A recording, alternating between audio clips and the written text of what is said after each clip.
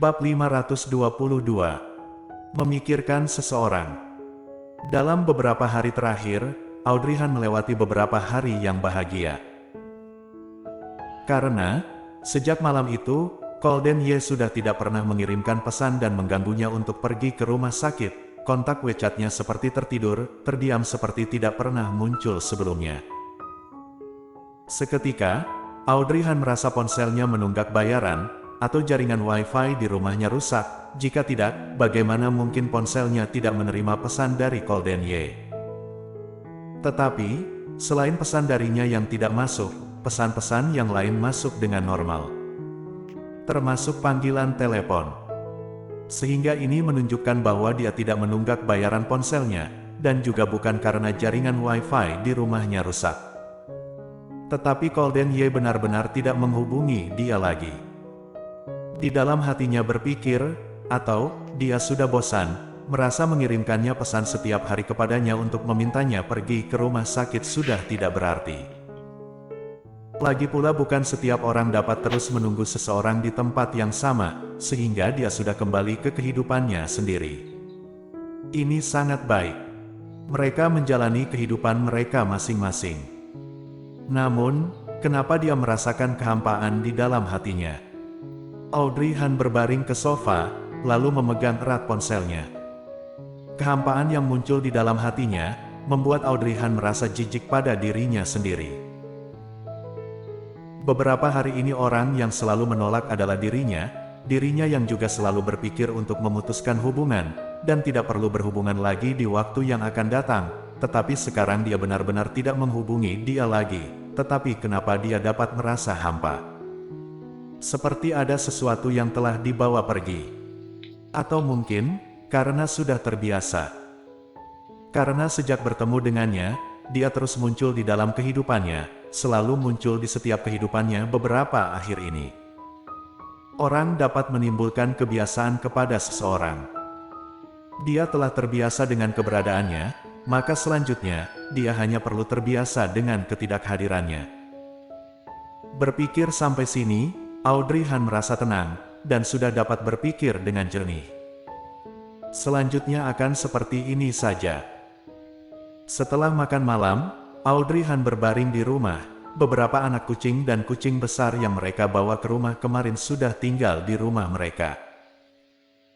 Setelah Gita dan Glenn sudah membawa mereka ke toko hewan untuk disinfeksi dan diberi obat cacing pada hari itu, mereka juga membeli sebuah kandang kecil dan membawa sekumpulan kucing ini kembali ke rumah.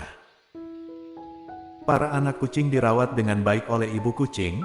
Setelah hampir 1 minggu tinggal di rumah, semua anak kucing terlihat gemuk. Mungkin karena sudah menemukan rasa rumah, jadi para kucing ini sangat dekat dengan mereka, dan bersedia membiarkan orang di rumah untuk menyentuh anak kucing. Setiap selesai menyusui, dia akan berjalan sendiri ke balkon dan berguling-guling di bawah sinar matahari, dengan malas berbaring sambil menyipitkan mata, terlihat sangat nyaman.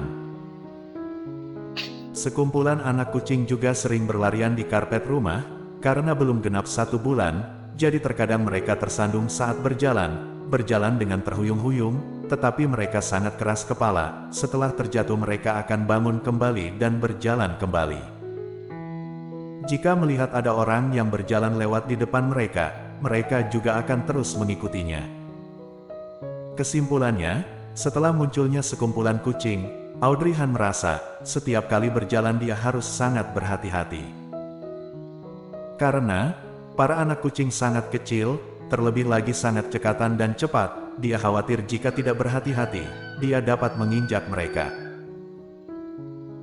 Nyawo, ketika suasana hati Audrey Han sedang rendah dan berbaring di sofa, tiba-tiba sebuah suara anak kucing muncul. Seketika dia kembali sadar, dan menyadari anak kucing keluar dari kandangnya, dan saat ini sedang berdiri dekat di kakinya, dan dengan kedua bola mata yang hitam, menatapnya dengan bingung. Audrey Han saling bertatapan dengannya beberapa saat, kemudian dia membungkuk dan menggendong anak kucing tersebut ke dalam pelukannya. 3 jarinya mengelus kepala anak kucing, lalu Audrey Han berkata, "Menurutmu, apa yang sedang dia lakukan sekarang?" Apakah perlu ke rumah sakit menjenguknya? Aku juga tidak tahu lukanya sekarang bagaimana. "Mommy, siapa yang terluka?" Glenn baru saja turun dari lantai atas dan mendengar ucapan ini, sehingga dia bertanya. Seketika Audrey Han kembali sadar, kemudian ekspresinya berubah. "Tidak apa-apa, kamu salah mendengarnya." Glenn dengan bingung melebarkan matanya. "Benarkah?" Tetapi Glenn jelas-jelas mendengar. "Kemarin ibu kucing kakinya sedikit terluka, Mommy sedang bertanya kepadanya, jika tidak menurutmu kenapa Mommy bisa menggendong anak kucing untuk berbicara?" Audrey Han tersenyum menjelaskannya. Meskipun dia tidak ingin berbohong kepada Glenn, tetapi saat ini dia tidak dapat memberitahunya, bahwa dirinya sedang membicarakan Golden Ye. Karena jika tahu dia akan mengungkit topik dia ingin ayah lagi. Membicarakan masalah menginginkan ayah, Audrey Han baru sadar dirinya harus memperhatikan hal ini. Dia memang tidak dapat terus hidup sendirian, meskipun dia dapat menahan kesepian seumur hidupnya, tetapi Glenn hanya seorang anak kecil, dia butuh keluarga yang lengkap, sehingga baru dapat berkembang seperti anak-anak yang lainnya. Berpikir sampai sini, Audrey Han sudah membuat keputusan di dalam hatinya. Glenn menemaninya bermain kucing beberapa saat di atas sofa, anak kucing juga sudah cukup lama di dalam pelukannya, sehingga Audrey Han melepaskannya, dan Glenn pergi bermain bersama anak kucing.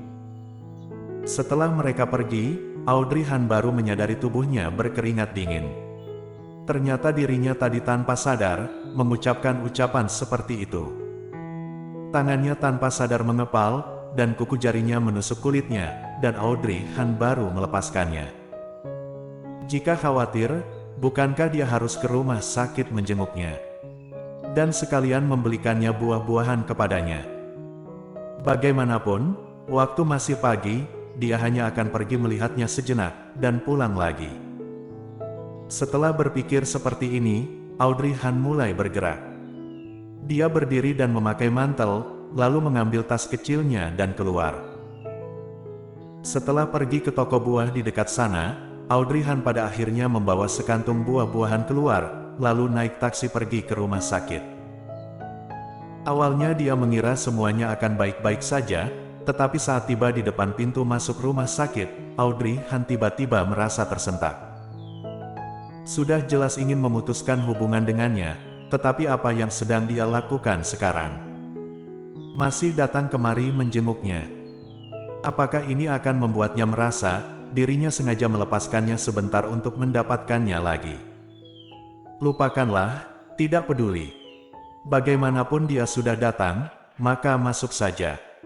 Hal lain bicarakan di waktu yang lain saja. Audrey Han membawa sekantung buah-buahan masuk ke bangsal yang familiar.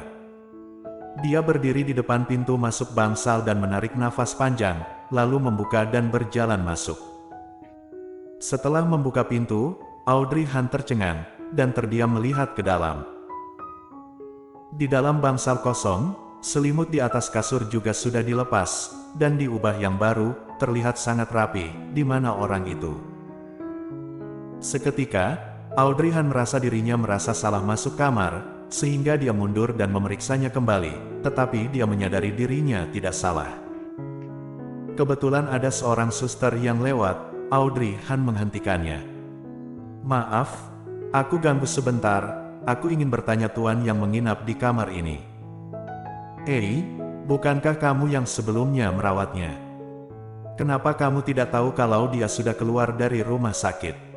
Keluar rumah sakit. Audrey Han sedikit terkejut, dia secepat ini sudah keluar dari rumah sakit.